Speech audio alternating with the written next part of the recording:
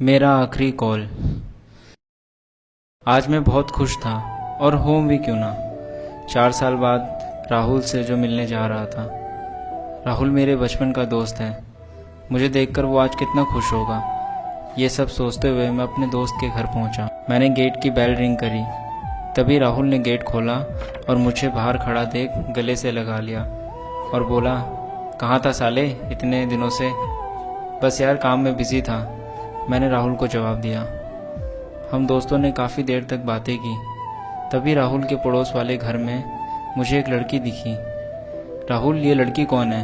मैंने पूछा।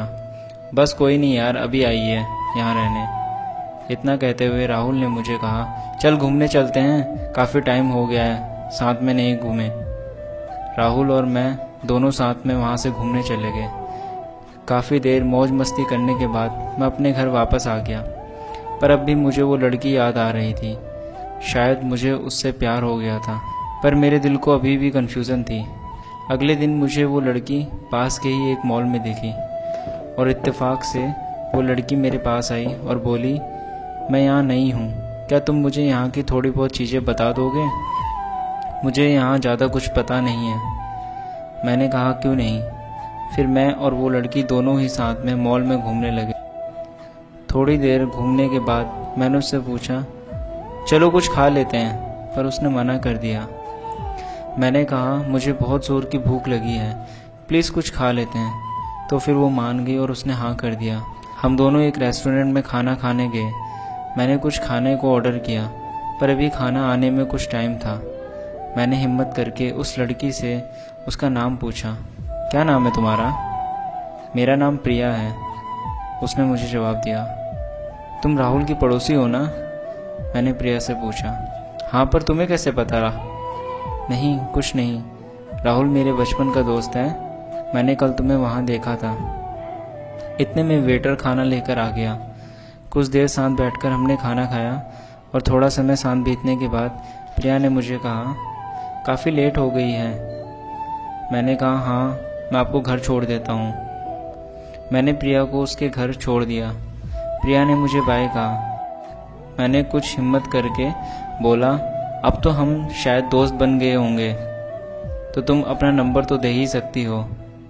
प्रिया ने मुस्कुराते हुए मुझे नंबर दिया और बोली, बाय, फ़ोन पे बात करते हैं। मैं कुछ देर बाद अपने घर पहुंच गया। थोड़ी देर बाद मेरी फ़ोन की रिंग बजी। मैंने फ़ोन उठाया। हेलो, कौन? हेलो, अरुण? प्रिया बोल रही हूँ। ओह प्रिया, हाय, कैसी हो? क्या कर रही हो? घर पे कुछ पूछा तो नहीं? मैंने एक्साइटेड होते हुए उससे पूछा। अरे अरे, अभी तो मिले थे, मैं ठीक हूँ बाबा, प्रिया ने जवाब दिया। मैंने और प्रिया ने कुछ देर बात करी। फिर उसने कहा, मैं सोने जा रही हूँ वरना मम्मी डांटेगी। ओह ओके, तुम सो जाओ, बाय प्रिया, बाय अरुण।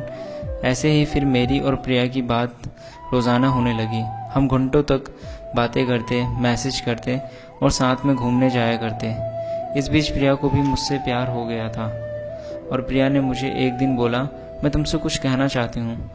मैं भी तुमसे कुछ कहना चाहता हूँ प्रिया ने कहा, बोलो, क्या बोलना है? प्रिया, मैंने जब से तुम्हें देखा है मेरे दिल में तब से एक अजीब सी हलचल होने लगी थी। शायद मुझे तुमसे प्यार हो गया है। आई लव यू प्रिया। मैंने प्रिया को नीज पे डाउन होकर प्रपोज किया। प्रिया ने हंसते हुए हाँ कर दिया और हम दोनों एक दूसरे के गले लग गए। फिर हमारा रिश्ता वक्त के साथ गहरा होता चला गया। आज फ्रेंडशिप डे पर प्रिया ने मुझे एक चेन गिफ्ट करी जिसमें प्रिया की फ़ोटो थी और कहा, हमारी शुरुआत दोस्ती से ही हुई थी। जब भी तुम्हें मेरी याद आए इसे देख लेना और इसे अपने दिल के करीब ही रखना। मैंने वो चैन पहन ली। कुछ दिन बाद प्रिया का जन्मदिन भी आने वाला था और हमारे रिश्ते को भी अब 2 साल हो गए थे। मैंने प्रिया के बर्थडे के लिए एक गिफ्ट खरीदा था। आज 15 नवंबर को प्रिया का जन्मदिन था।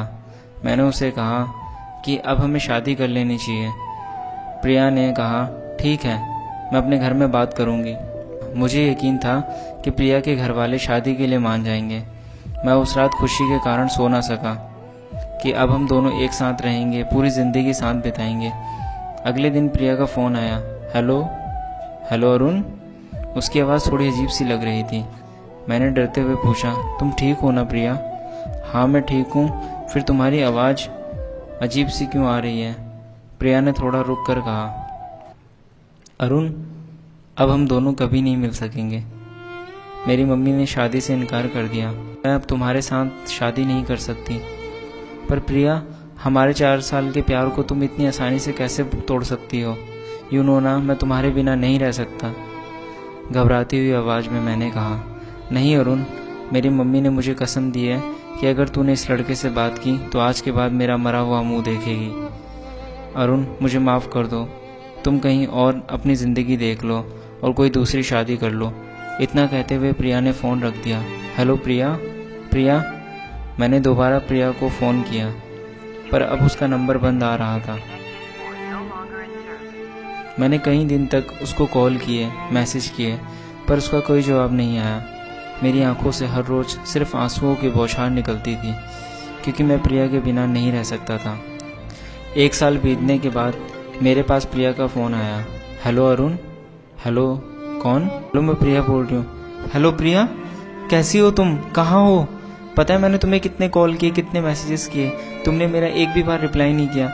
मैं तुम्हारे लिए कितना डर रहा हूँ। I am so afraid Priya, are you okay? Arun ने घबराते हुए आवाज़ में पूछा।